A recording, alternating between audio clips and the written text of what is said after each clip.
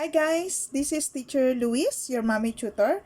It's been a while since the last time I made videos for you guys. So ngayon, actually meron na akong video about GCF and LCM. So today I'll be discussing about GCF, which is greatest common factor. Yung videos ko about this is a combination of GCF and LCM. But this time, I'll just be discussing GCF. Okay, GCF, and it will be Taglish naman this time. Okay, so to get GCF or greatest common factor, last time na-discuss ko na about how to get the common factors of a number. So from the word greatest, pag sinabi natin greatest, yan yung biggest number na common sa dalawang number. Actually, hindi lang siya dalawang number, it could be two or more numbers. Okay, so to get the GCF, first we need to know the factors, the prime factors of the numbers given. Okay, so to get this one, we want to know the common factor or the greatest common factor of 8 and 36. We need to get the prime factors of 8 and 36. So we can get the factors of 8 and 36 in two ways. First, pwede natin siyang isolve using factor 3, and another one is using the continuous division. Okay, so pareho pa rin ang kalalabasan yan. Okay, so if we're going to solve this using prime factorization, I'll be using factor 3 to get the GCF of 8 and 36. Okay, so factor 3, ang 8, I'll be using factor 3, okay? So, factor 3, yung ganito. Ang tawag dito is factor 3. So, ano yung mga factors ng 8 natin?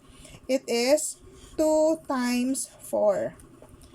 Okay? So, 2 times 4, but then, 4 dito, it's still a composite number. So, we can still factor this out as 2 times 2. So, 2, 2, and 2. These numbers are all prime numbers. Okay? Kaya ko sinabing prime factorization kasi kailangan lahat ng factors ng number 8 ay puro prime numbers. So, writing that, 8 is equal to 2 times 2 times 2. Okay? Next, we are going to get the factors of 36 using factor 3 again. Okay? So, 36, we can write it here. 36, what are the factors of 36? It can be 6 times 6. Ang 6, pwede pa siyang ma-factor out as 2 times 3.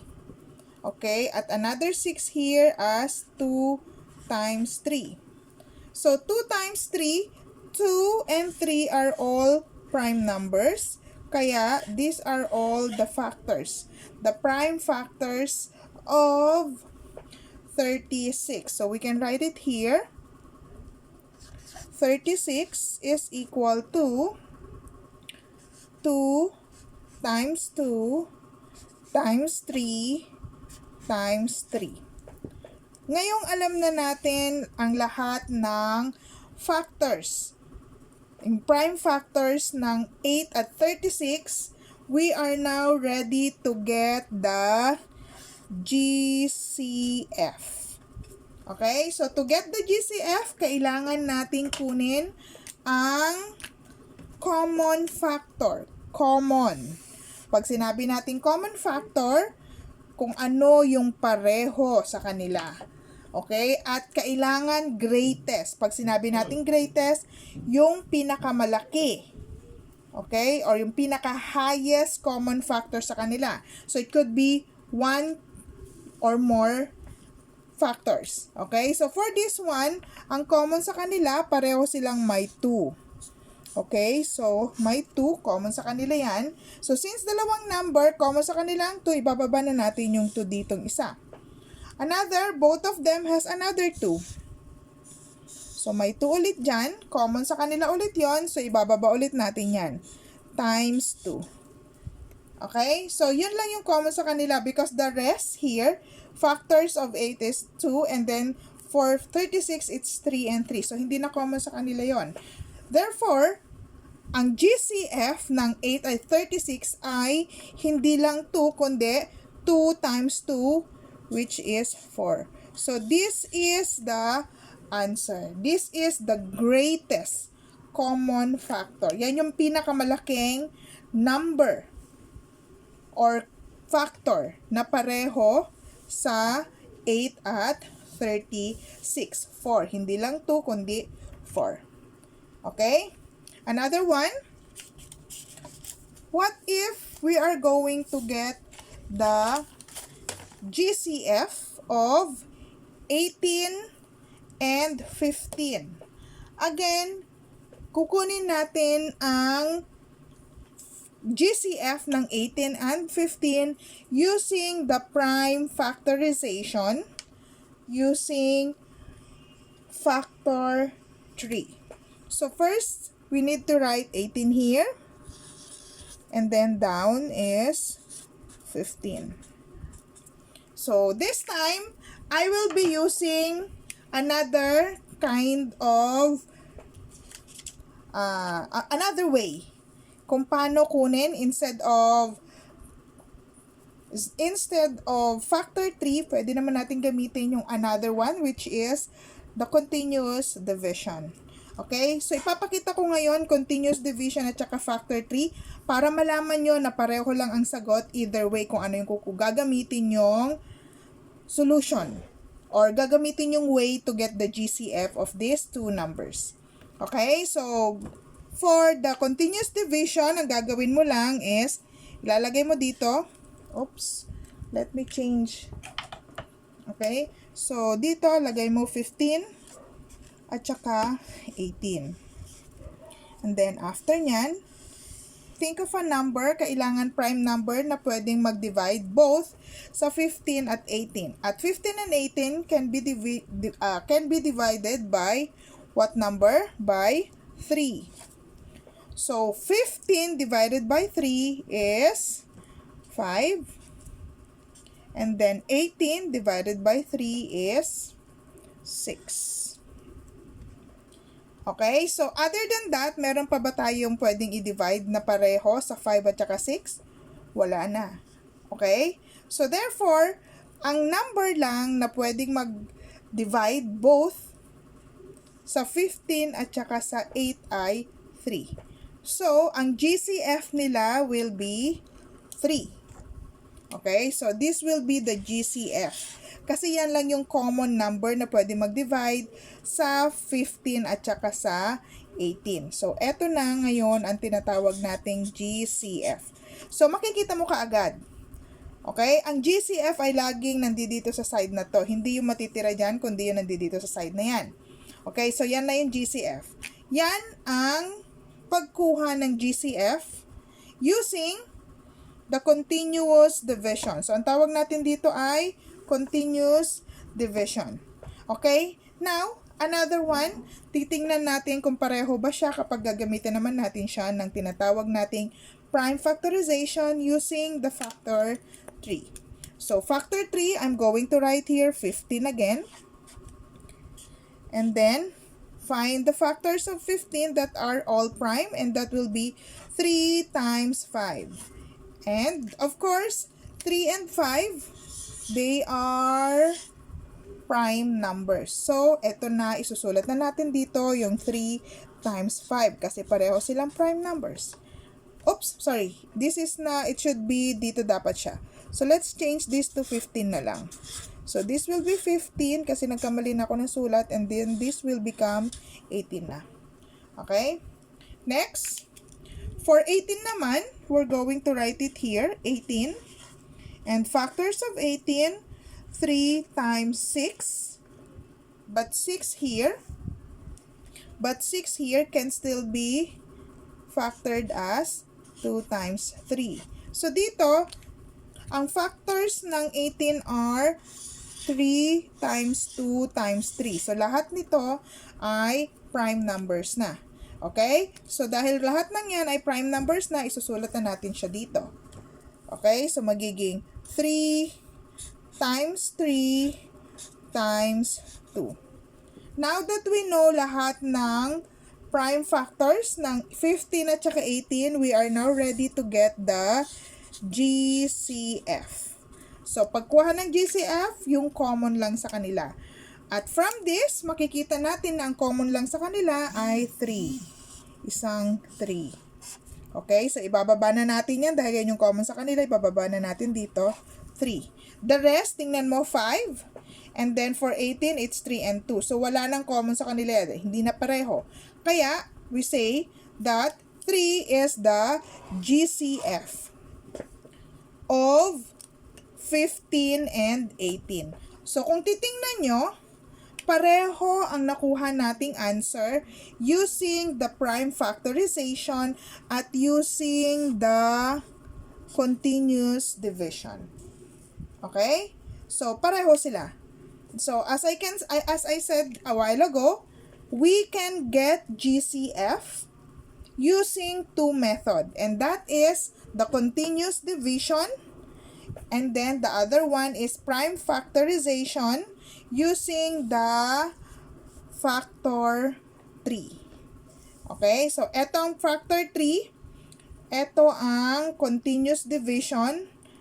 At ang factor 3 ay ginagamit natin to get the GCF using the so-called prime factorization.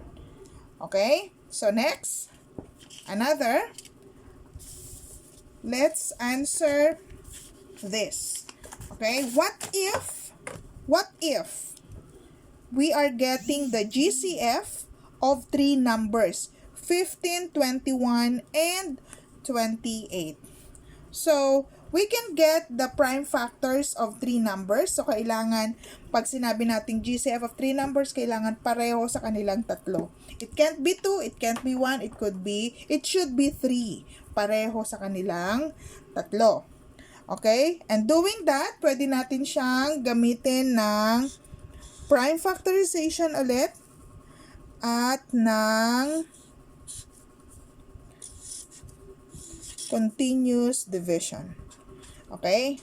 Para maipakita kung pareho ba sila ng sagot o hindi. So, using the continuous division, isusulat natin muna dito ang GCF. Okay? So, using continuous division, we can write it here down. Okay? So, susulat natin dito as 15, 21, and 28. Okay, so we are going to divide that. So, ano yung number na pwedeng mag-divide sa tatlo? 15, 21, 28 na prime number. And all of these three, they are divisible by what number? They are divisible by what? 15, 3, 28. Pwede ba siyang divisible by 3? Hindi. Okay? So, ano yung mga factors niya? It can only be 1.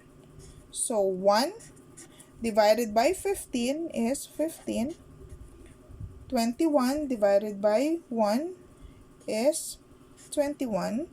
At 28 divided by 1 is 28. So, ibig sabihin, dahil wala namang common number na pwede mag-divide maliban sa 1, ang GCF natin ay 1. Okay? So, eto na yung sagot. So, eto na yung tinatawag nating GCF using the continuous division. Okay? Now, let's see kung pareho pa tayo ng sagot pag ang gagamitin naman natin ay ang tinatawag nating factor 3. So, ano yung mga factors ng 15? 15, ang factors ng 15 ay 3 times 5. At ang 3 at 5, they are both prime numbers. Okay, so let's write it here. 3 times 5. Okay? Next, for 18 naman, 28. Sorry. So, for 28, ang factors ng 28 ay 4 times 7, but 4 can still be factored as 2 times 2. So, this 2 times 2 times 7, these are all prime numbers. So, let's write it here. 2 times 2 times 7. Next is the 21. 21. So, what are the factors of 21? Prime numbers, 3 times 7. So, 3 and 7. So, ang factors ng 21 ay 3 times 7. Okay, now that we all know the prime factors of these three numbers, 15, 21, and 28, pwede na natin ngayong makuha ang GCF. At gaya ng sinabi ko kanina, when we say GCF, at kapag 3 numbers, kailangan common sa kanilang tatlo. As you can see here, common ang 3 dito sa dalawang to, only for 15 and 21, but not in 28. For this one naman, common ang 7 for both 21 and 28, but not in 15.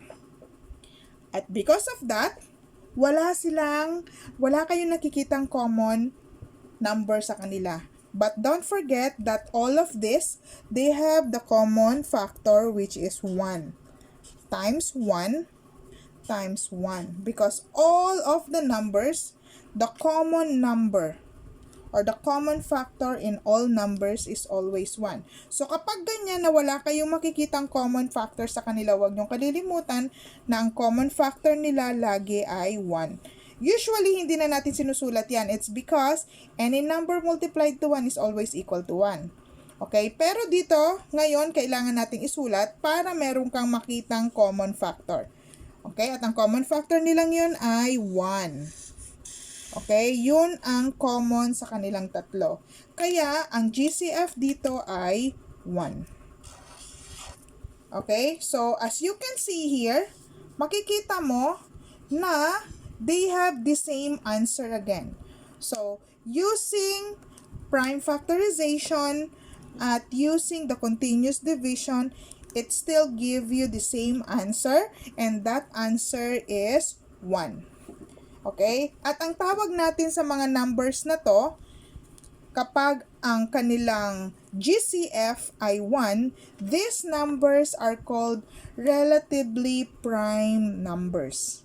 Okay, so don't forget that 15, 21, and 28 are relatively prime numbers. Why?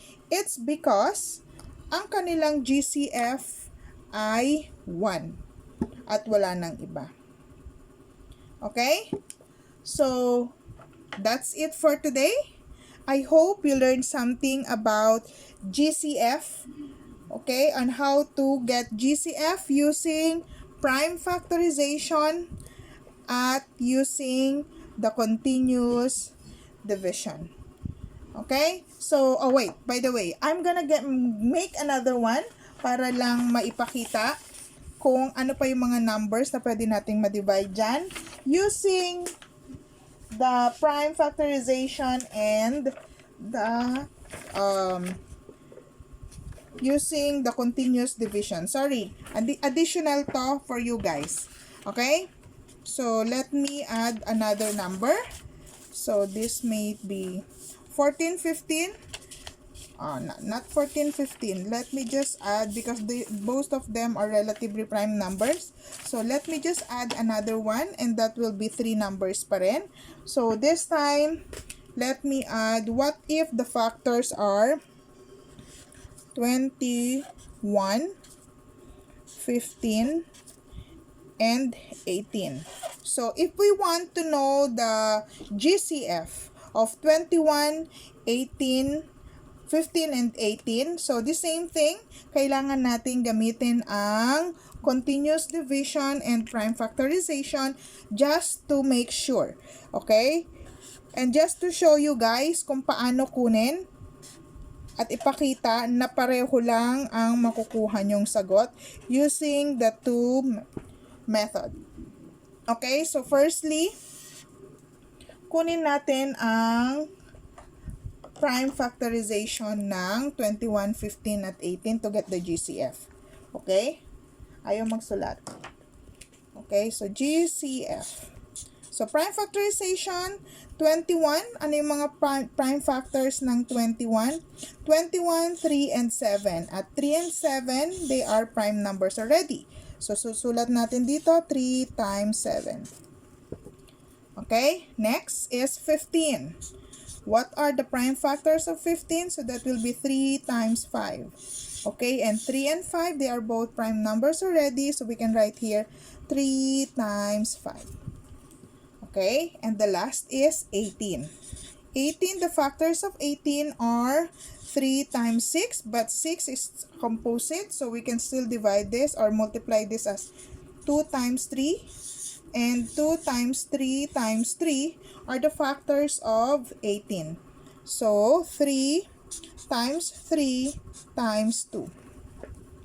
Ngayon, tapos na natin ang pagkuha ng prime factors ng 21, 15, at 18. This time, titingnan na natin kung ano yung common sa kanila. So, ang common sa kanila ay, 3. Okay, sa kanilang tatlo, may 3. Okay, other than that, wala nang common sa kanila. So, masasabi natin na ang GCF ng 21, 15, at 18 ay 3. Okay, so eto yung sagot. Okay, so that is using the prime factorization. Now, let us try to solve it using the continuous division. Let's see if we'll get the same answer. So, 21,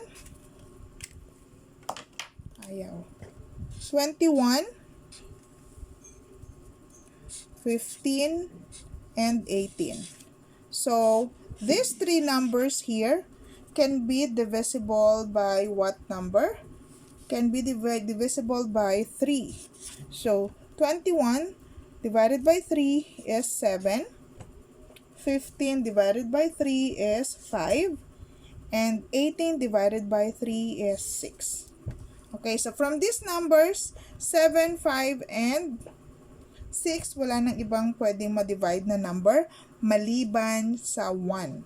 But since 1, we don't need to write it kasi 1, when you multiply it to any number, it's still the same.